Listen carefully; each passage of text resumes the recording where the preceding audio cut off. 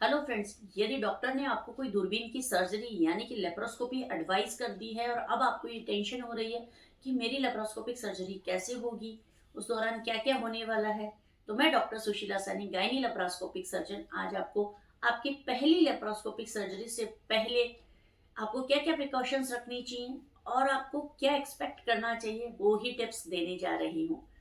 जब भी आप लेप्रोस्कोपिक सर्जरी के बारे में प्लान करती हैं तो सबसे पहले अपने दिमाग से दर्द का डर बिल्कुल निकाल दीजिए, क्योंकि लेप्रोस्कोपिक सर्जरी बिल्कुल पेनलेस होती है। तो इसमें दर्द बिल्कुल नहीं होता है, ना ऑपरेशन के दौरान ना ही ऑपरेशन के बाद। तो ये बिल्कुल दिमाग में टेंशन फ्री होके चाहिए कि मुझे किसी प्रकार का दर्द होगा। दूसरा सबसे बड़ा चिंता का विषय हमारे लिए ये होता है कि हमें ऑपरेशन के बाद कितने दिन बाद छुट्टी मिलेगी।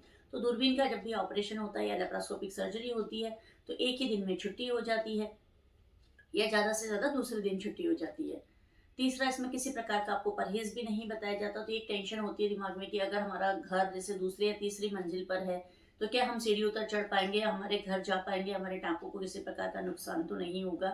तो ये मिथ भी आप अपने दिमाग से निकाल दीजिए। दूरबीन के ऑपरेशन के बाद आराम से आप सीढ़ियाँ उतर चढ़कर जा सकते हैं और अपने घर में आराम से रेस्ट कर सकते हैं। और मैक्सिमम जो उसमें रेस्ट की रिक्वायरमेंट होती है वो केवल 7 दिन की होती है, इससे ज़्यादा रेस्ट की रिक्वायरमेंट नहीं होती है। तो 1 हफ्ते के बाद आप अपना नॉर्मल ड्यूटी जॉइन कर सकते हैं। अब आपको ये भी दिमाग में आ रहा होगा कि मुझे साथ क्या लेके जाना होता है।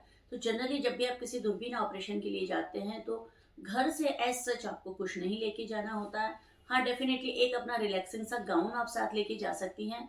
जब आप ऑपरेशन के बाद डिस्चार्ज होंगी तो आपको चेंज करने के लिए हो सकता है कि उसकी रिक्वायरमेंट पड़े।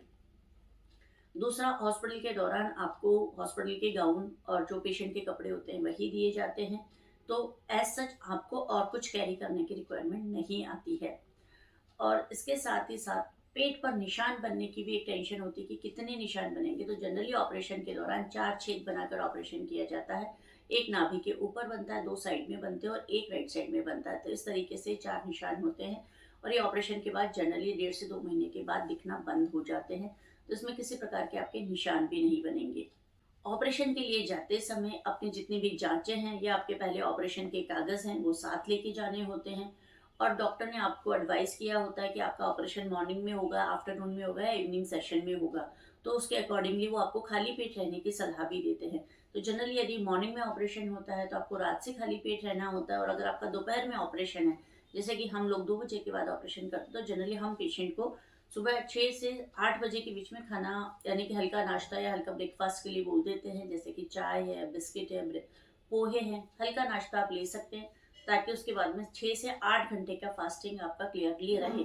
ऑपरेशन से पहले किसी प्रकार से कोई पानी, नारियल पानी, नींबू पानी या जूस नहीं पीना होता है, क्योंकि हमें 6 से 8 घंटे की फास्टिंग क्लियरली चाहिए ही होती है। और यदि आप कोई बीपी या थायराइड की मेडिसिन खाते हैं तो अपने सुबह-सुबह 1 घूंट पानी के साथ आप ज़रूर लीजिए, उन्हें मिस नहीं करना होता है। और यदि आप डायबिटिक हैं और डायबिटीज़ की टैबलेट खाती हैं तो वो आपको नहीं खानी होती है, क्योंकि आप पूरे दिन खाली पेट रहने वाली हैं। तो डायबिटीज़ की गोली नहीं खानी होती है।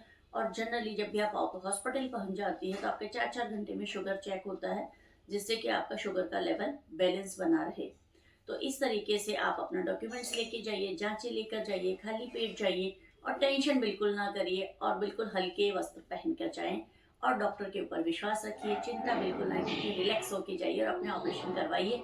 और ऑपरेशन डेफ़िनिटली बहुत अच्छा होगा और उसके बाद आपको किसी प्रकार की कोई तकलीफ नहीं होगी।